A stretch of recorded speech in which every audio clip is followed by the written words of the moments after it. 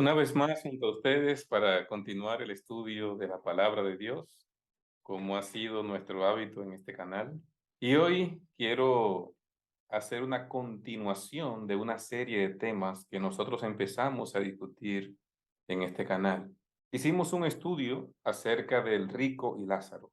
Lo puede encontrar en uno de los videos que está acá. También Saúl y la pitonisa de Endor. Además, analizamos ampliamente el tema del infierno y los textos que pudiesen dar a entender como si existiera un infierno y la explicación del texto mismo. Después de esos tres videos, queremos continuar con una serie hablando sobre los versículos que tocan el tema acerca de qué pasa cuando el hombre muere, qué sucede realmente, esos textos que parecieran indicar alguna contradicción con el mensaje bíblico acerca de la mortalidad del alma y la inmortalidad condicional que Dios nos ofrece.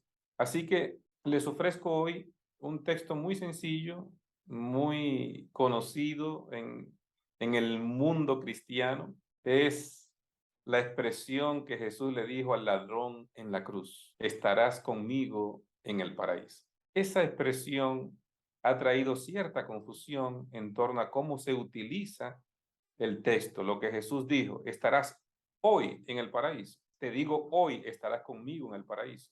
Necesitamos que sea la misma palabra de Dios y el texto mismo que nos pueda dar la orientación al respecto. Así que les invito en este momento a unirse con su servidor para hacer una exploración por lo que nos enseña la palabra de Dios acerca de este texto bíblico. Acompáñenme. Hemos titulado este estudio: ¿Fue el ladrón en la cruz al paraíso el día que murió? Y el versículo está tomado de San Lucas, capítulo 23, verso 43. Vamos a leer el texto. Entonces Jesús le dijo: de cierto te digo que hoy estarás conmigo en el paraíso. Así lo traduce la Reina Valera revisada, 1960. Vamos a estudiar este texto. La primera pregunta que quiero que nos hagamos esta tarde es: ¿qué es el paraíso? ¿Qué es lo que la Biblia dice acerca del paraíso? Y voy a remitirme al apóstol San Pablo en 2 Corintios capítulo 12, verso 2, donde él dice: conozco a un hombre en Cristo que hace 14 años, si en el cuerpo no lo sé, si fuera del cuerpo no lo sé, Dios lo sabe, fue arrebatado hasta el tercer cielo. Y conozco al tal hombre, si en el cuerpo no lo sé, si fuera el cuerpo no lo sé, Dios lo sabe, que fue arrebatado al paraíso, donde oyó palabras inefables que no le es dado al hombre expresar. Pablo está hablando en tercera persona, pero de sí mismo. Ese hombre es él. El texto mismo lo explica. Entonces él dice que en esa visión él fue llevado hasta el paraíso de Dios.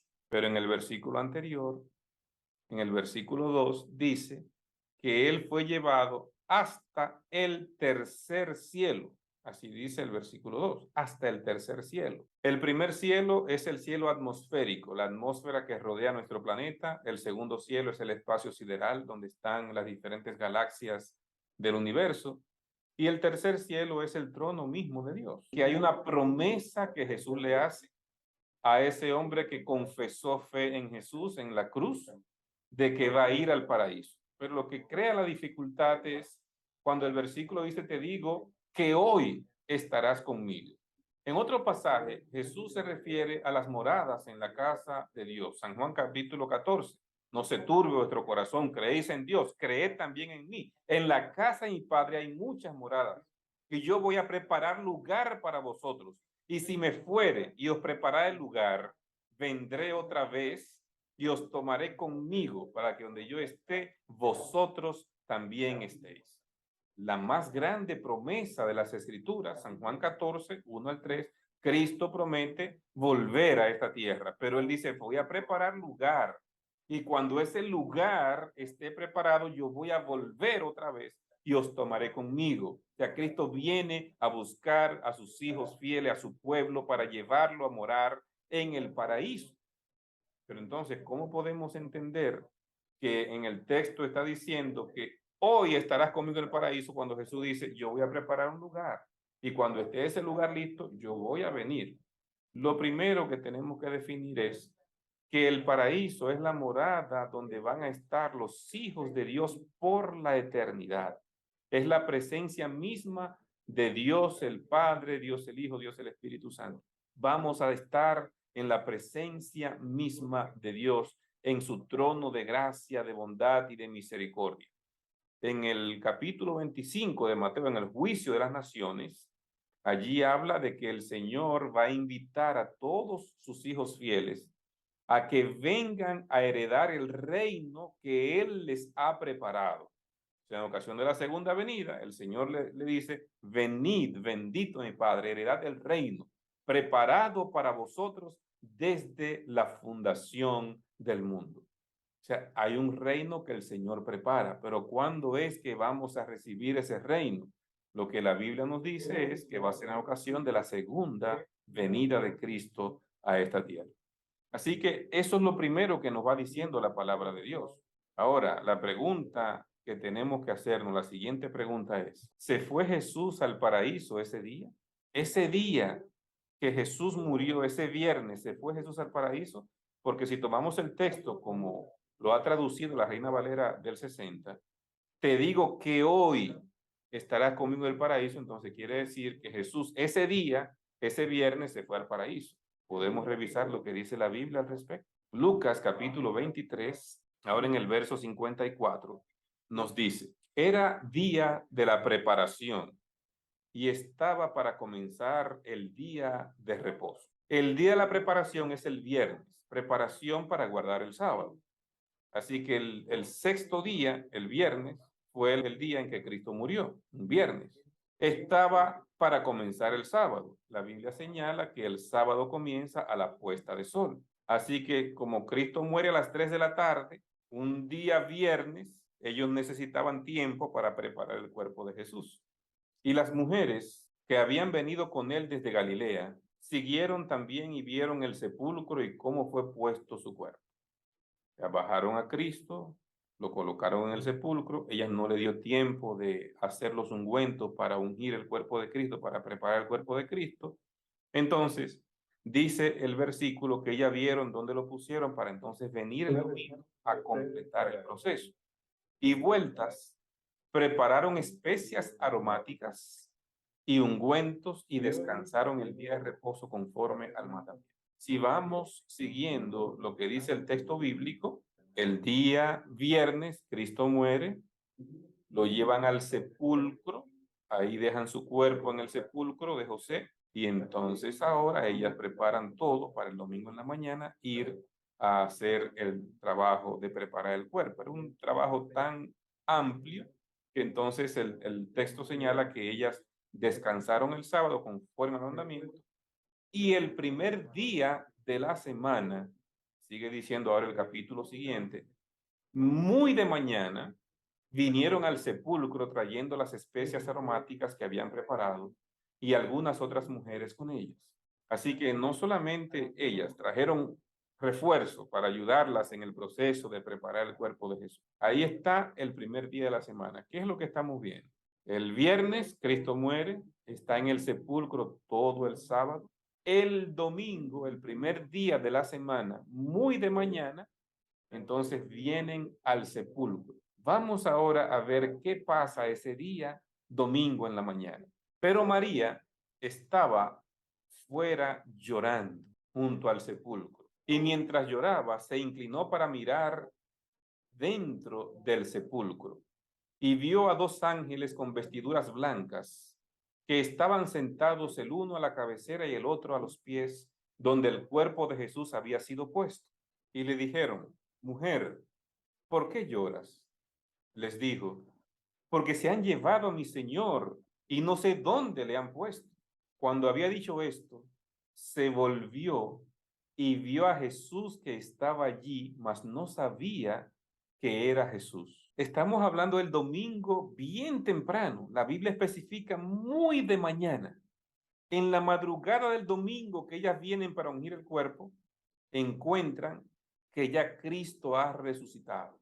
Todavía ellas no se dan cuenta, ¿Qué es lo que ha pasado? María está allí acongojada, está triste y está cuestionando dónde está y ve a Jesús, pero no puede reconocer que es Jesús, no espera que él esté vivo.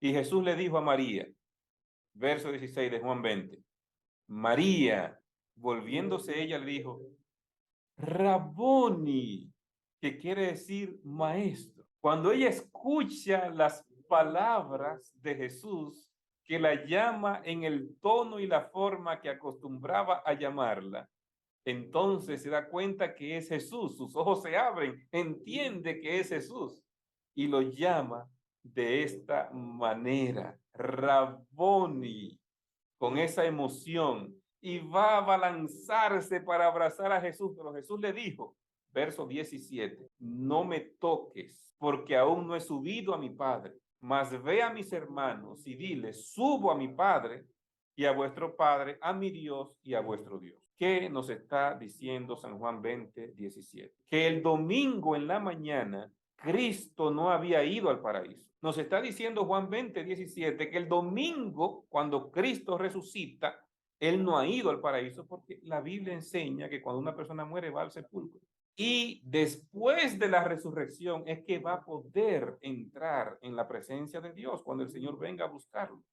En el caso de Jesús no ha sido diferente. Jesús muere el viernes, está en el sepulcro y el domingo, cuando María quiere abrazarlo, Jesús le dice, no me toques, todavía no he subido a mi Padre.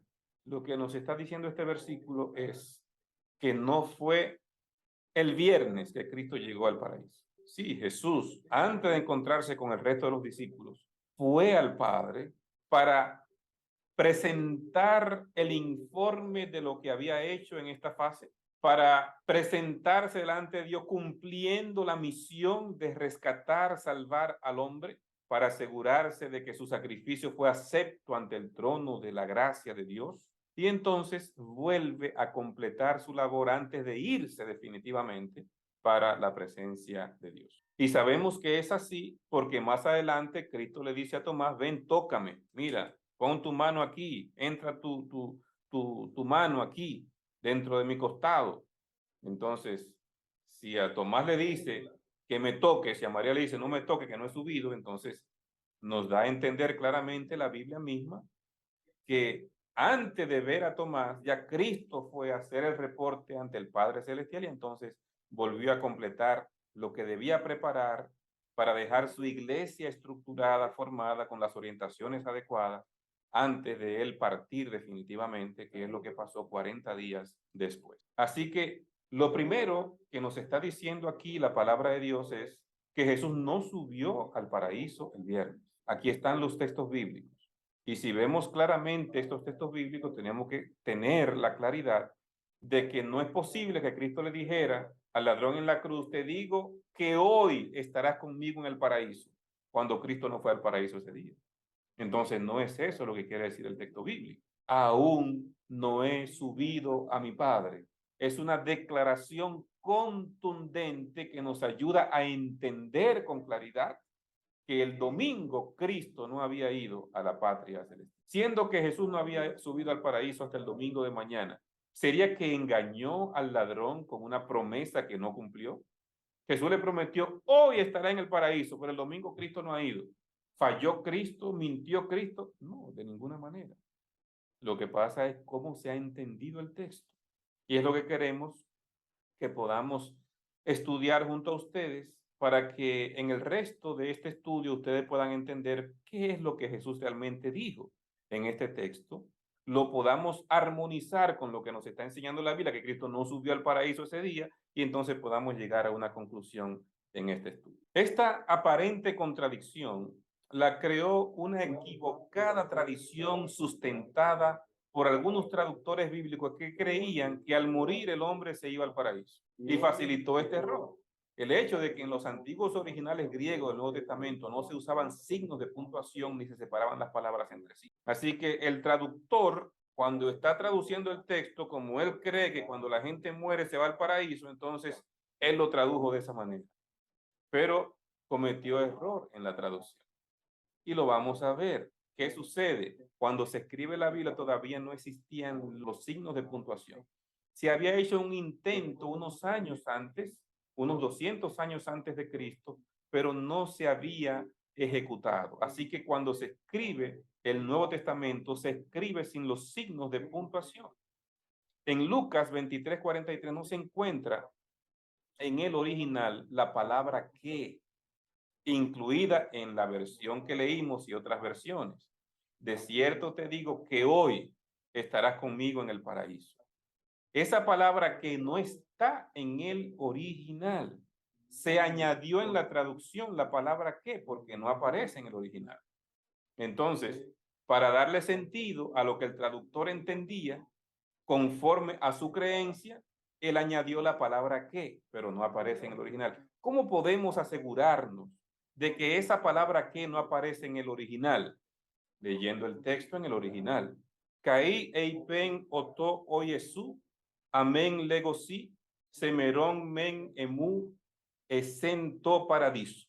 Este es el texto en griego koiné, el griego en que se escribió el Nuevo Testamento. Yo quiero que lo veamos ahora con el interlineal del Nuevo Testamento griego-español. Vamos a ver ese texto con este interlineal. Cada palabra en griego y su transliteración en español, una por una. Caí es i. Epen, dijo. Otó, a él. Jesús, Jesús. Amén, desierto. Lego, digo, o estoy diciendo. Sí, a ti. Semerón, hoy. Met, con.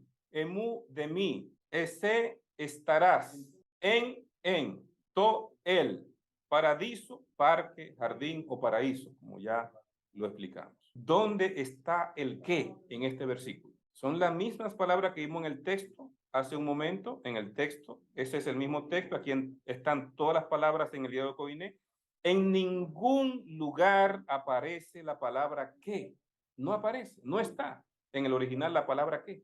Cuando vemos en la traducción de la Reina Valera del 60 que le agregan qué y otras versiones siguen lo mismo, agregando qué para darle sentido a la traducción que ellos quieren hacer, están violando el texto original.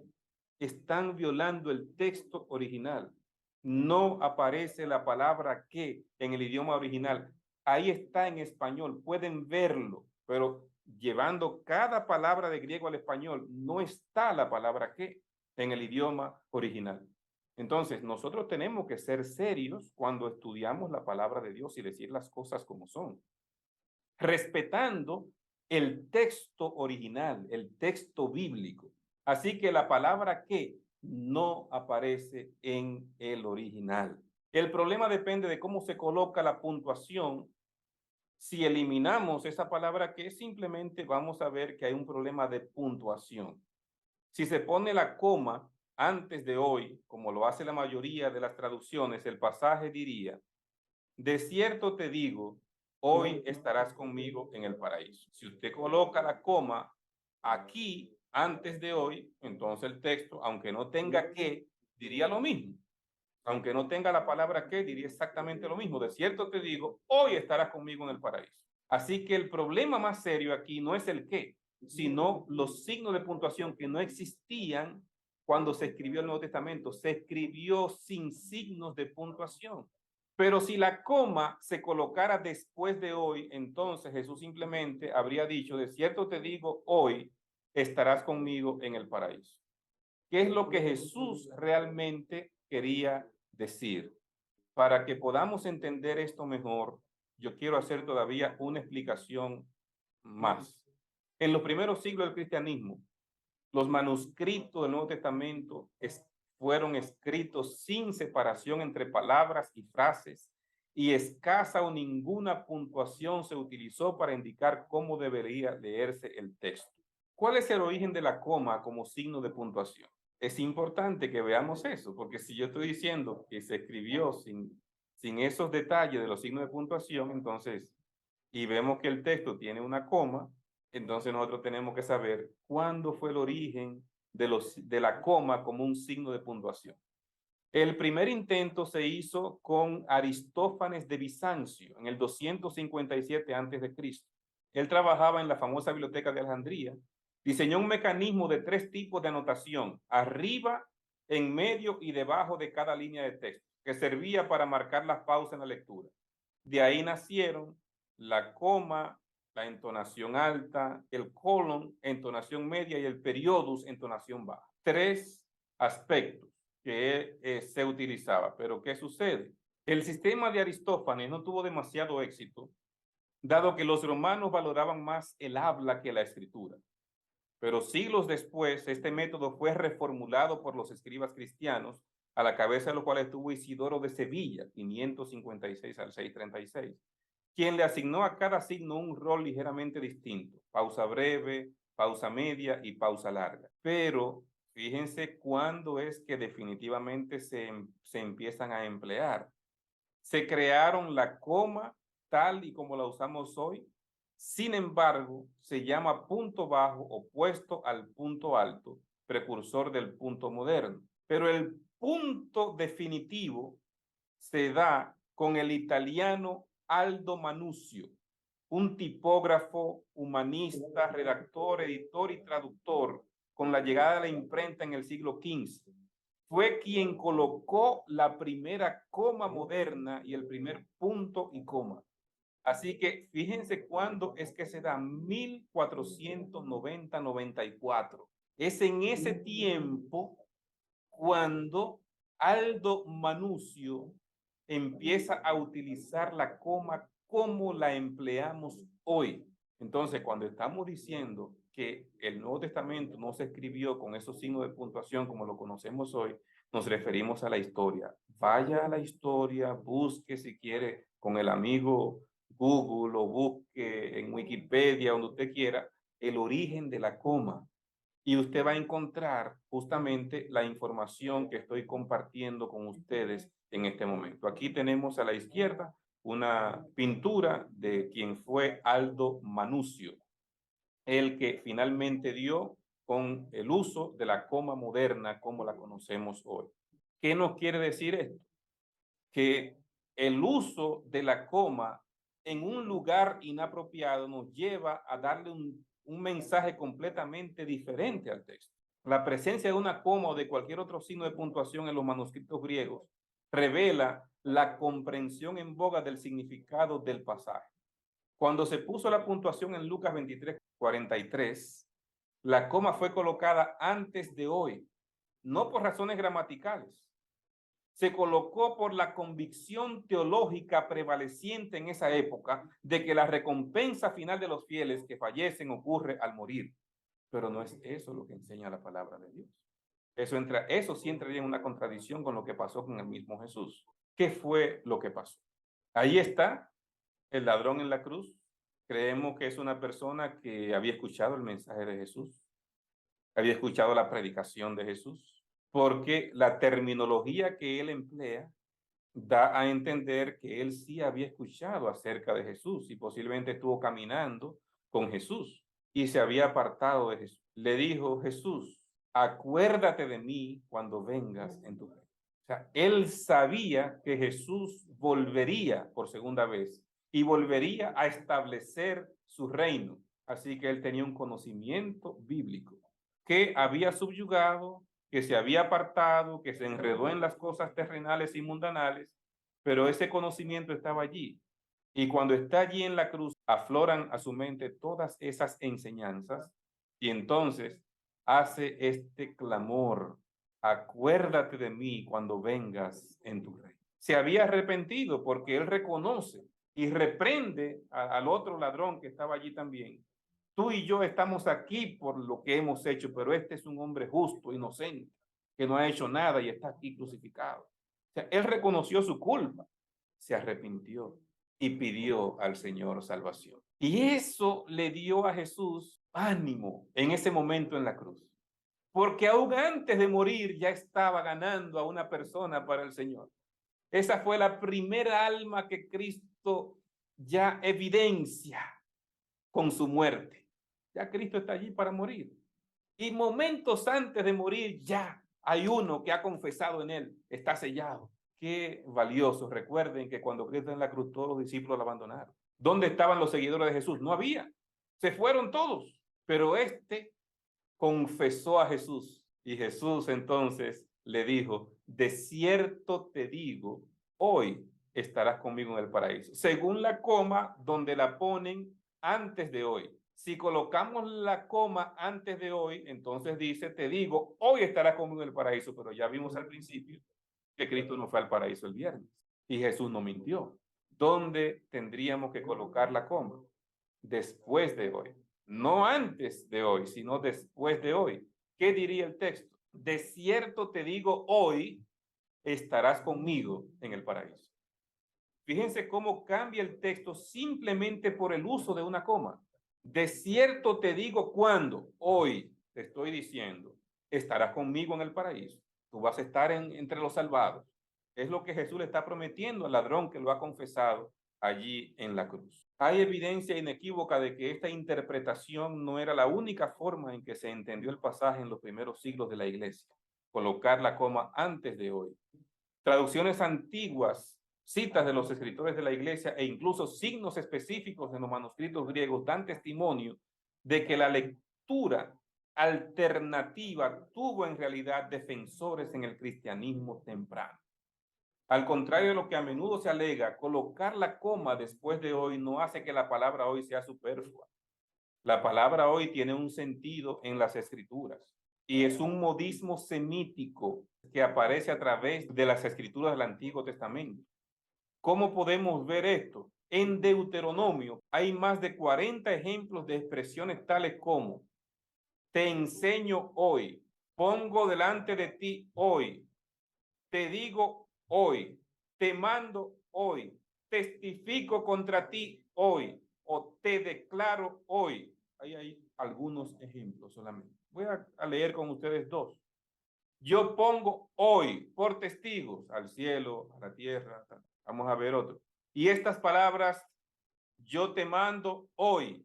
O sea, esa forma de hablar en el Antiguo Testamento y del que Jesús tanto citó Deuteronomio, es muy similar a la que Jesús está utilizando ahora en Lucas 23:43.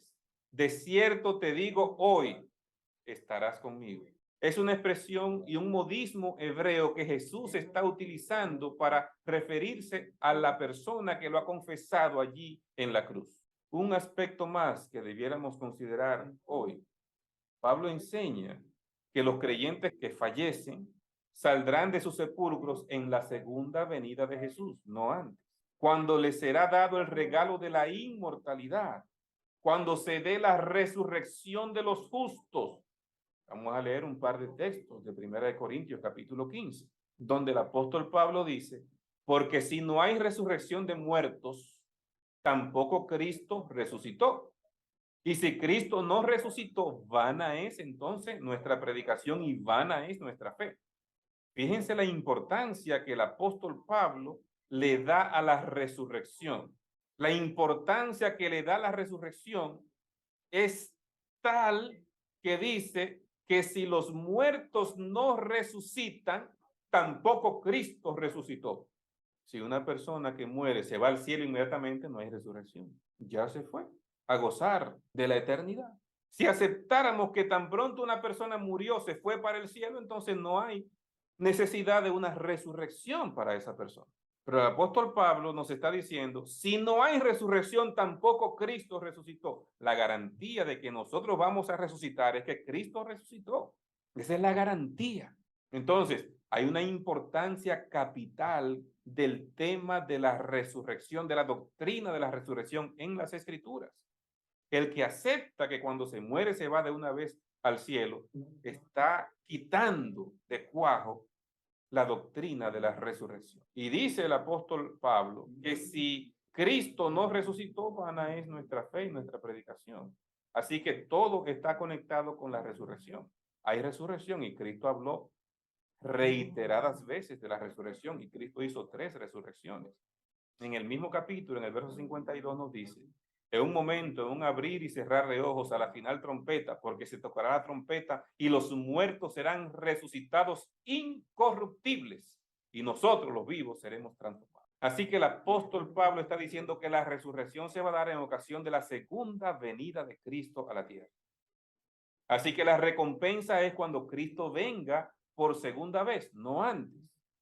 Estos textos de la palabra de Dios nos ayudan a entender con claridad el tema de la resurrección cuando Cristo venga por segunda vez. La recompensa de los justos es en la segunda venida de Cristo, no antes. Por consiguiente, no parece apropiado concluir que Jesús prometió que tanto él como el ladrón estarían en el paraíso el viernes, el día que murieron. Si la coma es colocada antes de hoy, se vuelve virtualmente imposible reconciliar este pasaje con toda la Biblia, que enseña de la resurrección y la recompensa en el momento cuando Cristo venga por segunda vez, no cuando la persona muere. Así que podemos decir que hay amplia evidencia bíblica e histórica de cómo se usó la terminología y el texto en la iglesia cristiana para demostrar que esta forma de entender el pasaje no es nueva ni es ilegítima. Importantes segmentos de la iglesia primitiva aceptaron esta lectura. De cierto te digo, hoy estarás conmigo en el paraíso. Aún después que la creencia en la inmortalidad del alma se había vuelto predominante en la cristiandad, los cristianos seguían entendiendo el texto en el sentido que Jesús lo dijo. Pero no importa cuán elementales sus ideas mesiánicas pudieron haber sido. Jesús no le prometió un compañerismo consciente en el cielo inmediatamente después de morir al ladrón. No, porque él mismo no fue ese día. La promesa que Cristo le hace es, estarás conmigo en el paraíso, pero no ese viernes, en el momento que los justos han de recibir la recompensa. El apóstol Pablo explica que los vivos no precederemos a los que durmieron, sino que seremos arrebatados juntos con ellos para el encuentro con el Señor en el aire. Así que los que han muerto y los que estén vivos juntos ascienden a recibir al Señor en el aire, nos dice 1 Tesalonicenses 4, 15 al 17. No podemos dejar de lado toda la evidencia bíblica que nos dice que la recompensa es en el momento de la segunda venida de Cristo a la tierra. Y aquí Pablo es muy contundente como lo explica. Cuando venga en su reino, en su segunda venida, es el momento cuando el Señor va a dar la inmortalidad a sus hijos. Por lo tanto, volviendo al texto, saquemos la palabra que no está en el original, y pongamos la coma donde corresponde, y todo va a quedar aclarado.